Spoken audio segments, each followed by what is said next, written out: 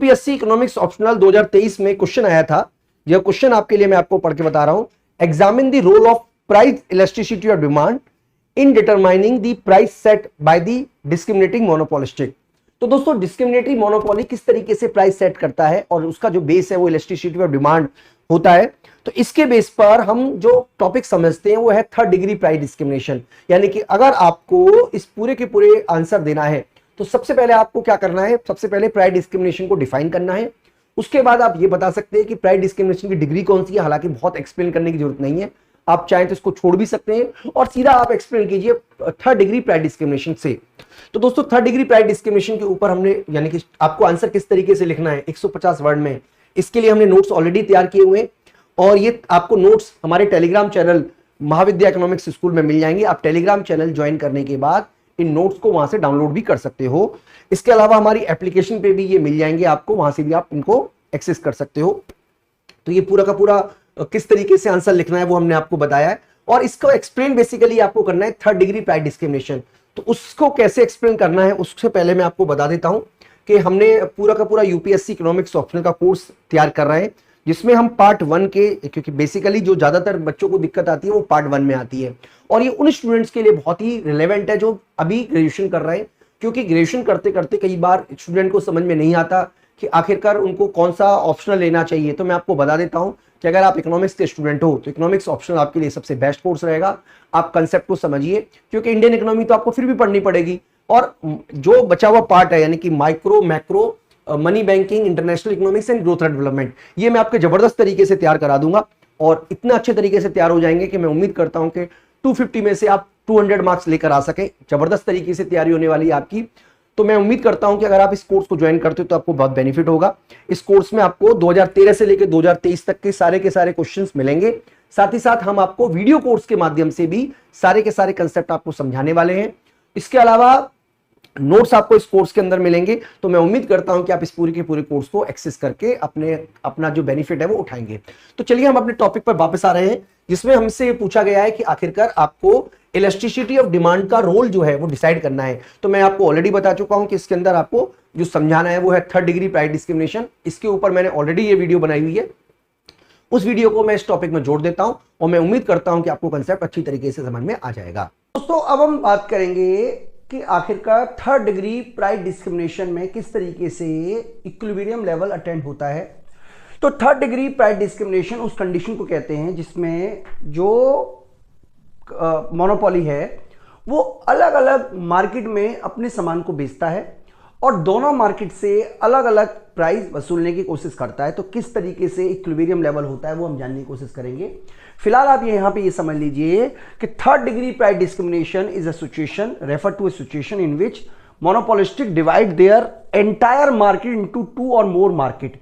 यानी कि वो क्या करेगा, पूरे के पूरे मार्केट को, मान लीजिए उसका जो टोटल सामान बिकता है, मान लीजिए उसने जो टोटल प्रोडक्शन किया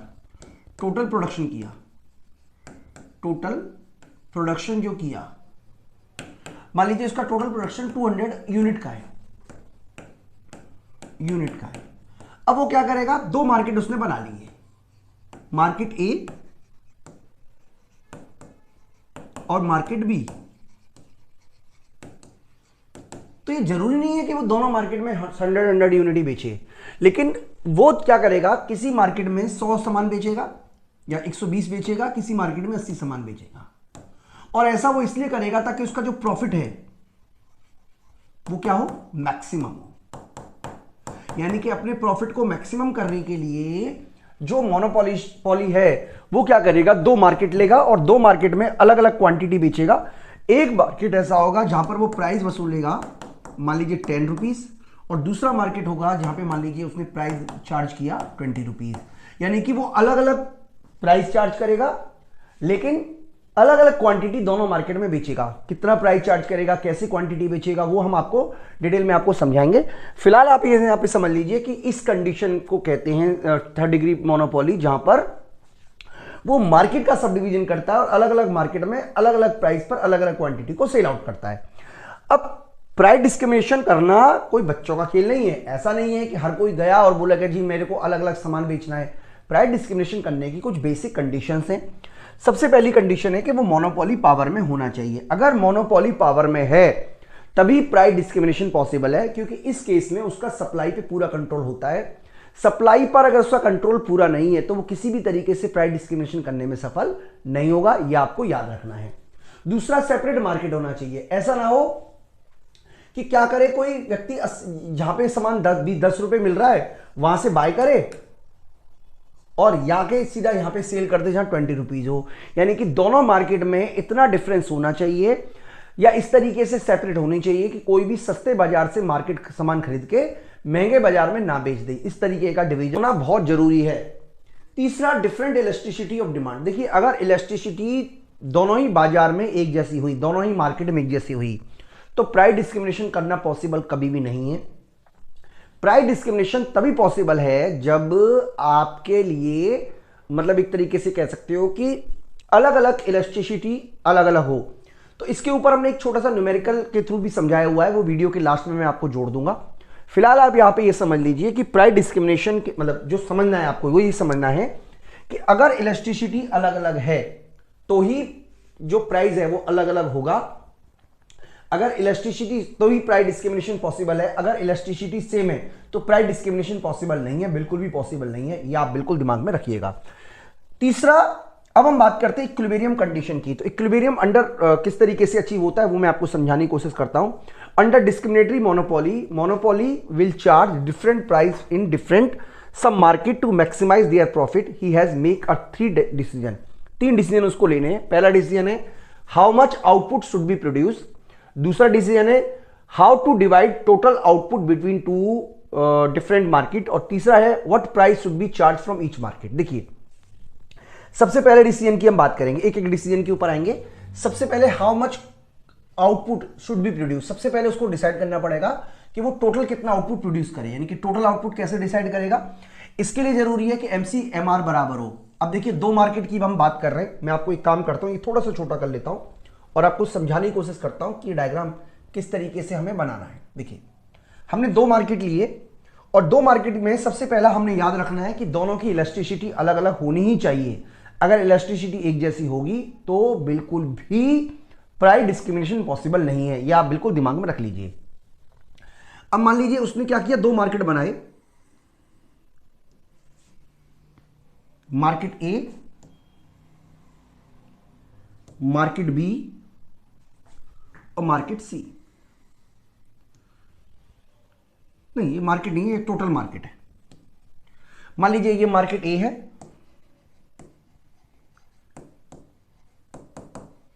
ये मार्केट बी है और ये मार्केट है ए प्लस बी, यानी कि टोटल कर दिया हमने। मान लीजिए ये मार्केट में हमारा है M R A R A जो कि लेस इलास्टिक है। दूसरा मार्केट हम ले लेते हैं, इस तरीके का मार्केट है जो कि है हमारा ए आर बी और एम आर बी। अब ये जो है ना, ये वाला मार्केट, इसके दोनों रेवेन्यू कर्व और दोनों एमआर कर्व का जोड़ है। तो इसका एक हिस्सा तो है हमारा लेस इलास्टिक, दूसरा हिस्सा है इलास्टिक, यानी कि इस तरीके का है हमारा less elastic and then more elastic. थोड़ा ज्यादा ही किंग्ड हो गया, इसको थोड़ा सा किंग करेंगे तो ये है हमारा M R A plus B. तो सबसे पहली कंडीशन है कि इक्विलिब्रियम कहां होगा। इक्विलिब्रियम ना मार्केट ए डिसाइड करेगा ना बी डिसाइड करेगा, टोटल मार्केट डिसाइड करेगी। और उस कंडीशन में इक्विलिब्रियम होता है जहां पर एमसी किसके बराबर हो, एम आर के। क्योंकि यहां पर हम दोनों मार्केट का लेके चल रहे हैं, इसलिए इसको सिग्मा एम आर बोलेंगे। तो हम इसको सिग्मा एम आर बोल देते हैं, यानी कि ए प्लस बी दोनों बराबर बराबर। इक्विलिब्रियम कंडीशन की कंडीशन में कोई अंतर नहीं आएगा। अब हम इक्विलिब्रियम कंडीशन ले लेते हैं। मान लीजिए इस तरीके का इक्विलिब्रियम हो गया। इक्विलिब्रियम कंडीशन हमने ले ली, यानी कि ये हमारा मान लीजिए हमारा एमसी है। अब एक फर्म जो है, सपोज कीजिए आउटपुट प्रोड्यूस कर रही है 200 यूनिट, ठीक है जी, ये हो गया हमारा 200 यूनिट। अब दोनों मार्केट में वो किस तरीके से बेचेगी, पहले आप समझ लीजिए। देखिए, मार्केट मान लीजिए ए है, मार्केट ए है और मार्केट बी है। मार्केट बी है, मार्केट ए, मार्केट बी। मान लीजिए लास्ट यूनिट बेचने में यहां मिल रहे हैं 100 रुपए, यहां मिल रहे हैं 80 रुपए। अरे तो यहां क्यों बेचेगी, यहां नहीं बेचेगी ना, यहां बेचेगी। इसका मतलब यह हुआ कि मार्केट में जब तक, मान लीजिए अब यहां पे मोर सप्लाई होगी तो प्राइस कम होगा। भाई सपोज कीजिए, मैं आपको एक सिंपल एग्जांपल के लिए बताता हूं। चलिए मान लीजिए फर्म ने डिसाइड किया कि दोनों जगह 100 क्वांटिटी बेचेंगे। चलिए मान लीजिए फर्म ने डिसाइड किया कि दोनों जगह 100 क्वांटिटी बिकेगी। मान लीजिए अब यहां पे जो लास्ट एमआर आ रहा है, मान लीजिए ये 10 रुपए आ रहा है और यहां पे लास्ट एमआर आ रहा है 8, तो डेफिनेटली यहां पे वो लेस क्वांटिटी बेचना चाहेगा, लेस यूनिट बेचना चाहेगा, और यहां पे मोर यूनिट बेचना चाहेगा। लेकिन जैसे यहां पे मोर यूनिट बेचता है, ये जो प्राइस है ये फॉल करेगा, और यहां पे लेस यूनिट बेचेगा तो प्राइस जो है वो राइज करेगा। और अल्टीमेटली ऐसा तब तक चलता रहेगा जब तक कि दोनों मार्केट का एमआर बराबर बराबर नहीं हो जाता। यानी कि दोनों मार्केट का जो एमआर है वो बराबर करना ही फर्म की सबसे पहली कंडीशन होगी। तो इसके लिए हम क्या करते हैं, सीधी लाइन खींच देते हैं जिससे कि हमें पता चल जाए कि दोनों का एमआर बराबर बराबर हो। हमने खींच दिया, यानी कि पहली कंडीशन तो ये वाली पूरी हो रही है कि how much output should be produce, ये पहली कंडीशन पूरी हो रही है। पहली कंडीशन वहां हो रही है जहां पे एमसी इक्वल टू एमआर हो, और दोनों मार्केट में वो किस तरीके से डिवीजन करेगा, ये इस तरीके से डिवीजन करेगा। अब प्राइस कैसे चार्ज करेगा, आप देखिए प्राइस चार्ज करने की पॉलिसी तो बहुत ही सिंपल है। यहां पे इक्विलिब्रियम हो रहा है मार्केट ए का, यहां इक्विलिब्रियम हो रहा है मार्केट बी का। ठीक है जी, क्योंकि इस केस में एमसी और एमआर बराबर बराबर ही है। इसका मतलब टेक्निकली भाषा में ये आपका मार्जिनल कॉस्ट मार्जिनल रेवेन्यू के बराबर हुआ, तो एक तरीके से ये मार्जिनल कॉस्ट कर्व भी हो गया आपका।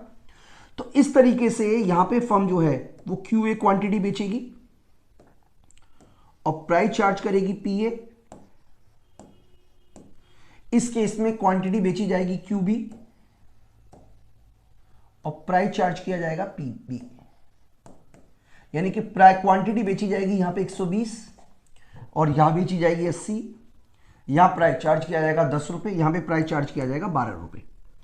अब देख पा रहे हो यहां ज्यादा प्राइस है, यानी कि discriminating monopoly will charge higher price and sell less quantity where demand is inelastic. यानी कि यहां पे जो डिमांड है वो लेस इलास्टिक है, लेस इलास्टिक डिमांड है।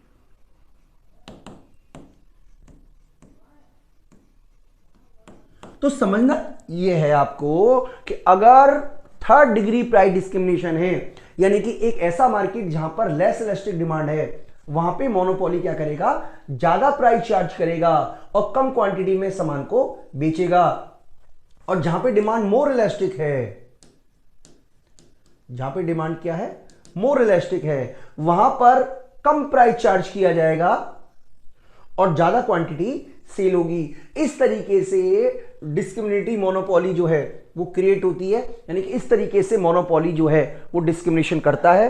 सिंपल। उम्मीद करता हूं कि आपको मेरी बात समझ में आ गई होगी। मैं एक बार आपको फिर से समराइज कर देता हूं कि जिस मार्केट में डिमांड मोर इलास्टिक होगी वहां पे कम प्राइस चार्ज किया जाएगा, और जिस मार्केट में डिमांड लेस इलास्टिक होगी वहां पे ज्यादा प्राइस चार्ज किया जाएगा। जिस मार्केट में डिमांड मोर इलास्टिक होगी वहां पे कम क्वांटिटी से ज्यादा क्वांटिटी सेल होगी, और जिस मार्केट में डिमांड लेस इलास्टिक होगी वहां पे कम क्वांटिटी सेल होगी। और इस तरीके से दोनों ही मार्केट की जो एमआर है वो बराबर होनी चाहिए, दोनों ही मार्केट में बराबर बराबर होनी चाहिए। तो इस तरीके से प्राइस डिस्क्रिमिनेशन पॉसिबल हो पाता है। लेकिन ऐसा नहीं है कि हर कंडीशन में प्राइस डिस्क्रिमिनेशन पॉसिबल हो सकता है। एक ऐसी कंडीशन भी हम देखते हैं जहां पर दो मार्केट अलग अलग हैं, दोनों मार्केट में इलास्टिसिटी ऑफ डिमांड भी अलग अलग है, लेकिन प्राइस डिस्क्रिमिनेशन पॉसिबल नहीं हो पा रहा है। तो वो कंडीशन को भी हम बना के एक बार देख लेते हैं। देखिए यही डायग्राम में मैं आपको समझा देता हूं जिससे कि आपको बात क्लियर हो जाए कि आखिरकार प्राइस डिस्क्रिमिनेशन कब पॉसिबल नहीं है। देखिए मान लीजिए ये हमारी डिमांड है,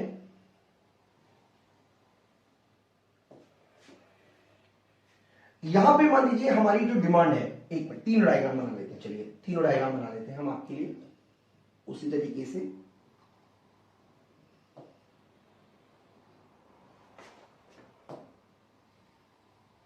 ये वो बता रहे हैं जब प्राइस डिस्क्रिमिनेशन पॉसिबल नहीं हो पाता। ठीक है, मान लीजिए ये हमारी रेवेन्यू कर्व है, ये एवरेज रेवेन्यू है, ये मार्जिनल रेवेन्यू है। यानी कि एक ऐसा मार्केट है जहां पे डिमांड जो है वो काफी कम है, और एक ये है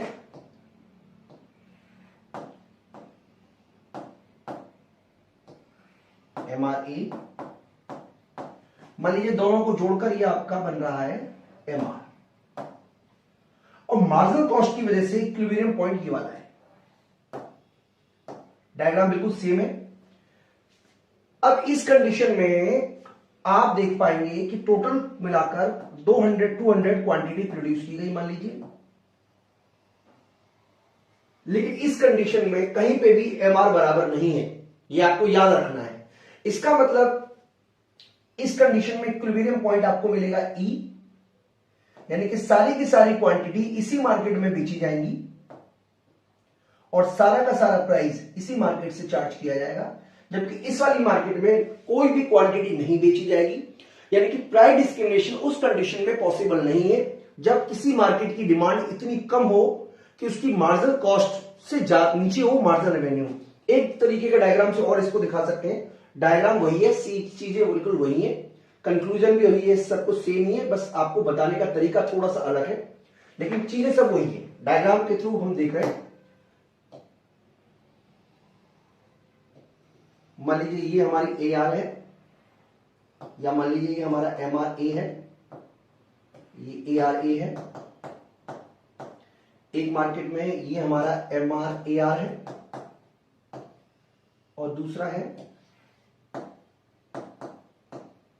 अब दोनों को कंबाइन करेंगे तो मान लीजिए ये हमारा है, दोनों मार्केट जोड़ के MR सिग्मा।